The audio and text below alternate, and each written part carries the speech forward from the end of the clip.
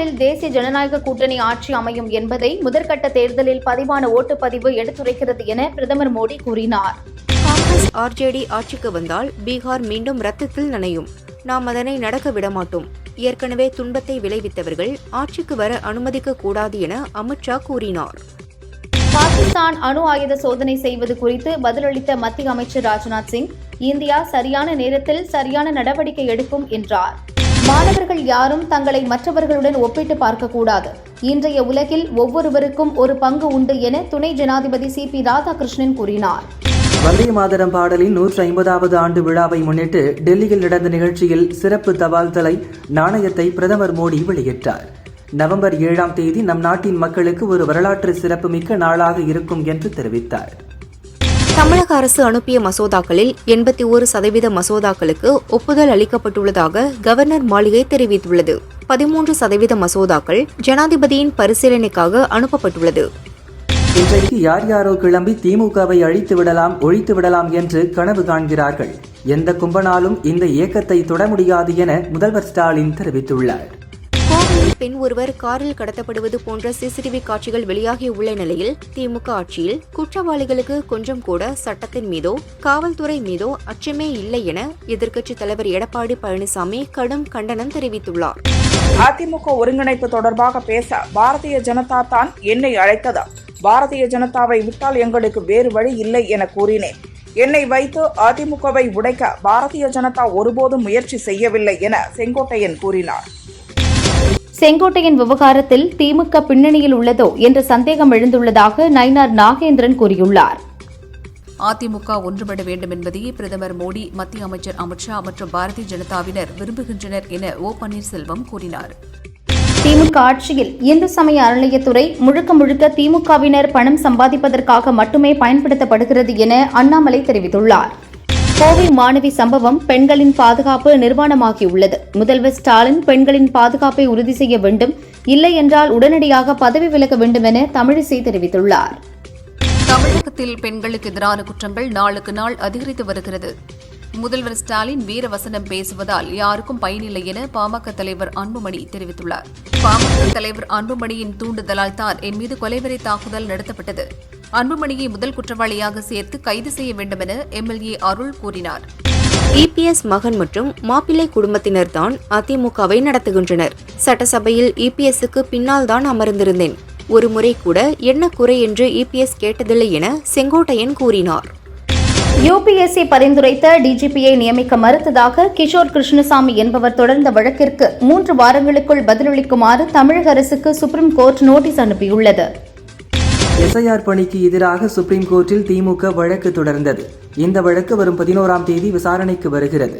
தேர்தலுக்கு சில மாதங்களே உள்ள நிலையில் அவசர கதியில் SIR நடவடிக்கை மேற்கொள்ளக்கூடாது என திமுக கூறியுள்ளது. அதிமுக முன்னாள் MP சத்யபாமா உட்பட செங்கோட்டையன் ஆதரவாளர்கள் 12 பேரை அதிமுகவிலிருந்து நீக்கி பொதுச் செயலாளர் எடப்பாடி பழனிசாமி உத்தரவிட்டுள்ளார். சமூக வலைதளத்தில் வன்முறையை தூண்டும் வகையில் கருத்து தெரிவித்ததாக பதியப்பட்ட வழக்கை ரத்து செய்யக்கோரி ஆதவ் அர்ஜுனா தொடர்ந்த மனு மீதான தீர்ப்பை சென்னை ஹைகோர்ட் தேதி குறிப்பிடாமல் ஒத்திவைத்தது. படப்பிடிப்பின் போது காயமடைந்து சென்னை போரூரில் உள்ள ஹாஸ்பிட்டலில் சிகிச்சை பெற்று வரும் நடிகர் அருள்நிதியை முதல்வர் ஸ்டாலின் நேரில் சந்தித்து நலம் விசாரித்தார். கடலூர் சிறையிலிருந்து ஜாமீனில் வெளியே வந்த ரவுடி கண்ணபிரானை தச்சநல்லூர் போலீஸ் நிலையத்தில் குண்டு வீசிய வழக்கில் நெல்லை போலீசார் கைது செய்தனர். கரூர் சம்பவம் குறித்த எனது கருத்தை விஜய்க்கு எதிராக கட்டமைக்க நினைப்பவர்கள் அமைதியாக இருப்பது நல்லது என எச்சரித்த நடிகர் அஜித், தமிழகமே விழித்துக்கொள் என்றார். மகளிர் கிரிக்கெட் வீரர் ஸ்ரீ சரணிக்கு 2.5 கோடி ரூபாய் மற்றும் வீடு கட்டுவதற்கு 9,000 சதுர அடி நிலம் குரூப் 1 வேலை வழங்கப்படும் என ஆந்திர முதல்வர் சந்திரபாபு நாயுடு தெரிவித்துள்ளார். பத்திரிகையாளர் என்ற போர்வையில் நடிகைகளை பார்த்து ஏளனமாக கேள்வி கேட்பது கவலை அளிக்கிறது. நடிகை கௌரி கிஷனுக்கு ஏற்பட்ட இந்த சம்பவத்தை வன்மையாக கண்டிப்பதாக நடிகர் சங்கம் தெரிவித்துள்ளது. இத்தனை நாட்கள் பாதுகாப்பான அடைக்கலம் கொடுத்த இந்திய மக்களுக்கு நான் மனமார்ந்த நன்றியை தெரிவித்துக் கொள்வதாக வங்கதேச முன்னாள் பிரதமர் ஷேக் ஹசீனா கூறியுள்ளார். இந்தியா எங்களின் உண்மையான நட்பு நாடு என்பதில் பெருமை கொள்கிறோம் என்றார். பிரதமர் மோடி விரும்பினால் அடுத்த ஆண்டு இந்தியா வருவேன். இந்தியா அமெரிக்கா இடையிலான வர்த்தக பேச்சுவார்த்தை நன்றாக செல்கிறது என்றார். பீகாரில் தேர்தல் ஆணையத்தின் மீது நம்பிக்கை வைத்து மக்கள் ஓட்டளித்தனர். அர்ப்பணிப்புடன் பணியாற்றிய தேர்தல் அதிகாரிகளுக்கு நன்றி என தலைமை தேர்தல் ஆணையர் ஞானேஷ்குமார் தெரிவித்தார். காஷ்மீரில் பயங்கரவாத தாக்குதலை போலீசார் முறியடித்தனர். தல்கேட்டில் ஆயுதம் ஏந்திய 3 சந்தேக நபர்கள் கைது செய்யப்பட்டனர். மல்டிபிளெக்ஸ் தியேட்டர்களில் உணவுப் பொருட்களின் விலை குறித்து கருத்து தெரிவித்துள்ள சுப்ரீம் கோர்ட், தண்ணீர் பாட்டிலுக்கு 100 ரூபாய், காஃபிக்கு 700 ரூபாய் வசூலிக்கிறார்கள். இப்படி விற்றால் அது மக்களை தியேட்டரை விட்டு விரட்டிவிடும், தியேட்டர்கள் காலியாக மாறும் நிலை வரும் என்றனர். எனது பெற்றோருக்கு பிறகு நான் மதிக்கும் ஒரே நபர் பிரதமர் மோடிதான். அவர் இருக்கும் வரை பாரதிய ஜனதாவிலிருந்து பிரிந்து செல்ல நினைக்க மாட்டேன் என லோக் ஜனசக்தி கட்சி தலைவர் சிராக் பாஸ்வான் கூறினார். காசி தமிழ்ச்சங்க விழா டிசம்பர் 2ஆம் தேதி வாரணாசியில் தொடங்குகிறது. தமிழகத்திலிருந்து சுமார் 1400 பேர் காசிக்கு அழைக்கப்பட உள்ளனர். மேலும் தமிழ்ச்சங்க விழாவின் இறுதி நிகழ்ச்சி ராமேஸ்வரத்தில் நடத்த திட்டமிடப்பட்டுள்ளது. கர்நாடக மாநிலம் பந்திப்பூர் புலிகள் காப்பக வனத்தை ஒட்டியுள்ள சர்கூர் வனப்பகுதியில் புலி தாக்கிய விவசாயி ஒருவர் உயிரிழந்தார். அவரது உடல் வனத்தை ஒட்டியுள்ள அகழியில் கண்டெடுக்கப்பட்டது. திரிணாமுல் காங்கிரஸ் எம்பி கல்யாண் பானர்ஜியின் வங்கிக் கணக்கில் இருந்த 56 லட்சம் பணத்தை சைபர் குற்றவாளிகள் கொள்ளையடித்தனர். சைபர் கிரைம் போலீசார் விசாரிக்கின்றனர். ஆந்திராவில் ஆம்னி பஸ் தீப்பிடித்து எரிந்ததில் 20 பேர் பலியான வழக்கில் பஸ்ஸின் உரிமையாளர் கைது செய்யப்பட்டுள்ளார். அணு ஆயுத கடத்தல், ஏற்றுமதி கட்டுப்பாட்டு விதிமீறல் உள்ளிட்டவற்றின் மையமாக பாகிஸ்தான் திகழ்ந்து வருவதாக மத்திய வெளியுறவு அமைச்சக செய்தி தொடர்பாளர் ரன்தீப் ஜெய்ஸ்வால் தெரிவித்துள்ளார். சுப்ரீம் கோர்ட் உத்தரவின்படி நவம்பர் மாதத்தில் தமிழகத்திற்கு வழங்கப்பட வேண்டிய நீர் அளவான 13.78 டிஎம்சி தண்ணீரை கர்நாடகா திறந்துவிட நடவடிக்கை எடுக்கும்படி காவிரி நதிநீர் மேலாண்மை ஆணையத்தில் தமிழக அரசு வலியுறுத்தியுள்ளது. பீகாரில் ஓட்டு வங்கிக்காக தான் ராகுலும் லாலு குடும்பத்தினரும் ராமரை வெறுக்கின்றனர் என பிரதமர் நரேந்திர மோடி தெரிவித்துள்ளார். கோவையில் மாணவி பாலியல் வன்கொடுமை செய்யப்பட்ட விவகாரத்தில் காவல்துறையினர் முன்னுக்கு பின் முரணாக பேசுவது குறித்து முதல்வர் ஸ்டாலின் விளக்கமளிக்க வேண்டும் என அதிமுக வலியுறுத்தியுள்ளது. நடிகரும் ராஜ்யசபா எம்பியுமான கமல்ஹாசனுக்கு முதல்வர் ஸ்டாலின் பிறந்தநாள் வாழ்த்து தெரிவித்தார். கலை தொண்டும் அரசியல் தொண்டும் சிறந்திட வாழ்த்தினார். கொடநாடு சம்பவத்தில் எடப்பாடி பழனிசாமியை டிடிவி தினகரன் விமர்சித்து வந்த நிலையில் டிடிவி தினகரன் மனநலம் பாதிக்கப்பட்டு விட்டார் என அதிமுக முன்னாள் அமைச்சர் ஆர்.பி. உதயகுமார் அவரை கொடுமையாக விமர்சித்துள்ளார். விமான நிலையம் அருகில் பாலியல் வன்கொடுமை, பரபரப்பான சாலையில் கடத்தல் என கோவையில் தொடர்ந்து நடக்கும் சம்பவங்களை பார்க்கும்போது திமுக ஆட்சியில் பெண்களுக்கு பாதுகாப்பு துளியளவும் இல்லை என நயினார் நாகேந்திரன் குற்றம் சாட்டினார். தொல்லை தரும் இடங்களில் பிடிக்கப்பட்ட தெரு நாய்களை அங்கேயே விடக்கூடாது என சுப்ரீம் கோர்ட் உத்தரவிட்டுள்ளது. தெரு நாய்களை பிடித்து கருத்தடை செய்து தங்குமிடத்தை மாற்ற வேண்டும் என வலியுறுத்தியுள்ளது. கரூர் சம்பவத்தில் யாரும் செய்யாத பித்தலாட்டத்தை தாவேக தலைவர் விஜய் செய்கிறார். கூட்ட நெரிசல் ஏற்பட்ட போது சென்னைக்கு ஓடி வந்துவிட்டதாக மதிமுக பொதுச் செயலாளர் வைகோ கூறியுள்ளார். நான் அதிமுக நன்மைக்காக பேசினேன்.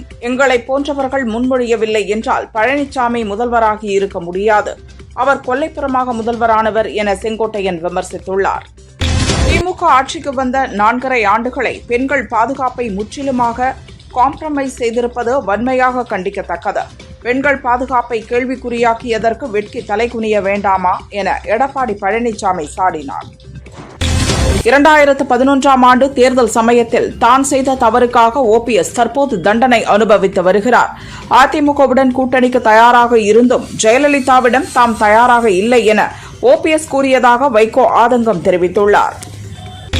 இபிஎஸ் முதல்வராக வாய்ப்பு தந்தவர் சசிகலா. ஆனால் சசிகலாவையே அவர் கொச்சையாக பேசினார்.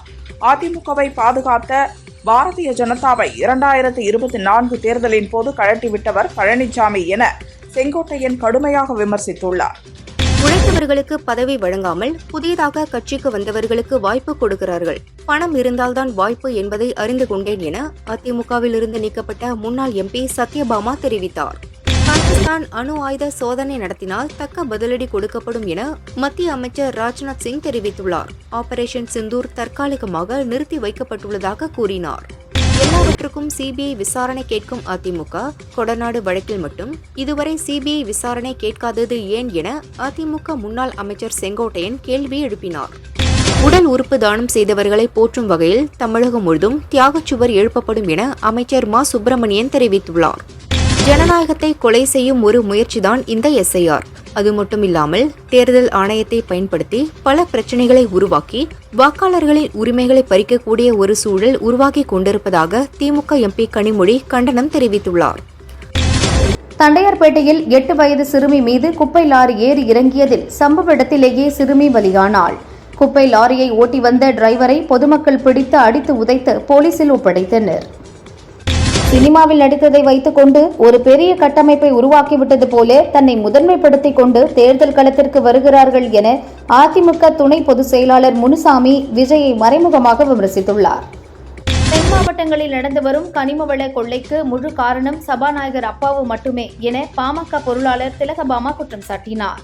ஜல்லிக்கட்டுக்காளை வளர்ப்போருக்கு மாதம் 1000 ரூபாய் ஊக்கத்தொகை வழங்கப்படும் என சொன்னீங்களே, செஞ்சீங்களா என முதல்வர் ஸ்டாலினுக்கு நயினார் நாகேந்திரன் கேள்வி எழுப்பியுள்ளார். தென் மாவட்டங்களில் அடுத்த 2 நாட்களுக்கு கனமழை பெய்ய வாய்ப்புள்ளது என வானிலை ஆய்வு மையம் தெரிவித்துள்ளது. திமுக நிர்வாகி வைஷ்ணவிக்கு கொலை மிரட்டல் விடுத்ததாக கோவையை சேர்ந்த இன்ஸ்டாகிராம் பிரபலம் கார்த்திக் என்பவர் கைது செய்யப்பட்டார். ஸ்ரீபெரும்புதூர் அருகே தனியார் தொழிற்சாலை பஸ்கள் மோதியதில் 8 மாடுகள் பரிதாபமாக பலியாகின. இதுகுறித்து சுங்குவார் சத்திரம் போலீசார் விசாரிக்கின்றனர். தங்கம் சவரனுக்கு 400 ரூபாய் குறைந்து ரூபாய் 90,160க்கு விற்கப்படுகிறது. கிராமுக்கு ரூபாய் 50 குறைந்து 1 கிராம் ரூபாய் 11,270க்கு விற்பனை செய்யப்படுகிறது. வெள்ளி விலை மாற்றமின்றி 1 கிராம் ரூபாய் 165க்கு விற்பனையாகிறது. யார் திமுகவுக்கு சென்றாலும் அதிமுக எஃகு கோட்டைக்கு ஒன்றும் ஆகாது என்கிறார் வைகை செல்வன். திமுக தவேக இடையேதான் போட்டி என்பது பகல் கனவு என்றார்.